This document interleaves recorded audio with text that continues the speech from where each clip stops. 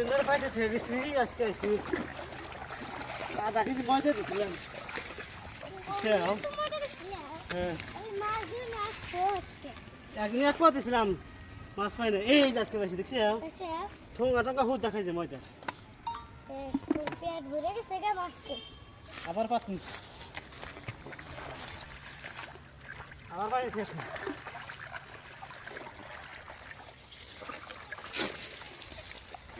কি করো আবার তাহলে তুমি আবার করতে কত আবার মাছ উঠছে ফাঁক করাইছে তুমি হ্যাঁ নাও